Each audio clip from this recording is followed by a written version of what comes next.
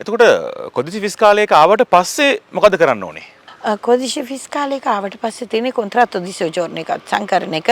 ඉතින් ඊට පස්සේ අපි ඒ අදාළ ලියකියවිලි ටික පුරවලා යවුවාම ප්‍රෙෆෙක්තුරයකින් ස්වයංක්‍රීයව මේ සඳහා සැකසු වැඩසටහනකින් තියෙන ඒක නිසා මේක ආවේ නැහැ බලාගෙන ඉන්න ඕනි කියලා එකක් නැහැ.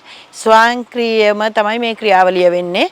අපි codice fiscale සහ ඉල්ලලා තියෙන විස්තර ටික ඇතුල් කරාම අපිට එවෙනවා කොන්ත්‍රාත්තු දිසෝජෝර්ණ එකක්.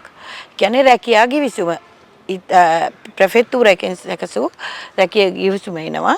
ඉතින් අපි ඊට පස්සේ මේක අත්සන් කරලා කලින් වගේ ප්‍රෙෆෙක්තුරයකට යන්න ඕනේ ෆිර්මා ඩිජිටාලේ. මේක මේ මං හිතන හැම ආයතනයකටම හැමෝටම පුද්ගලිකවත් ගන්න පුළුවන් බුෆේට් නම්රාල් ඔය වගේ පුද්ගලික තැන්වලිනුත් මේක ගන්න පුළුවන් ෆිර්මා ඩිජිටාලේ කියන මයික්‍රොසොෆ්ට් ඒ අදාළ පරිගණක මෘදුකාංගය ඒක ගන්න පුළුවන්. ඒක අරගෙන ඒ හරහා ප්‍රෙෆෙක්තුරයකට යවන්න පුළුවන්. කොන්ත්‍රාත්තු දිසෝජෝර්ණ එක අත්සන් කරලා ඊට පස්සේ අපිට සුපුරුදු විදිහට තැපැල් කන්තෝරුවට ගෙනියන්න ඕන ලියකියවිලි ටික ප්‍රෙෆෙක්තුරකින් සහතික කරලා කොන්ත්‍රාත්තු දිසෝජෝර්ණ එකත් එක්ක එවනවා. ඉතින් හරිම පහසුයි. නැත්තම් අපි කලින් ඉන්න ඕනේ අපොයින්ට්මන්ට් එකක් එනකන් ඊට පස්සේ අපේ සේවා යෝජකයා කියනවා තාම ආවේ නැහැ කියලා බොහෝ වෙලාවට වීසා එක එක්ස්පයර් වෙනවා.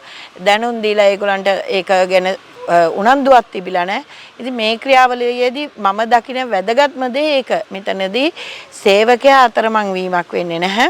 එයාට පුළුවන් ඊට පස්සේ මේ පැයක් ඇතුළත මේ ක්‍රියාවලිය සම්පූර්ණයෙන්ම සිද්ධ වෙනවා. ඊට පස්සේ ඒවන ලියකියවිලි ටික අරගෙන දැන් මේ සඳහා මේ අවුරුද්දේ ඉඳන් තැපැල් කන්තෝරුවෙන් ෆ්ලුසි නීතිය යටතේ ඉතාලියට ඇතුල් වෙන අයට වෙනමම කිට් එකක් අර අපි කලින් දැක්ක ලොකු කහපාට එන්විලොප් එකේ තියෙන කිට් එක නෙමෙයි එන්නේ වෙනමම කිට් එකක් එන්නේ පොඩි කිට් එකක්.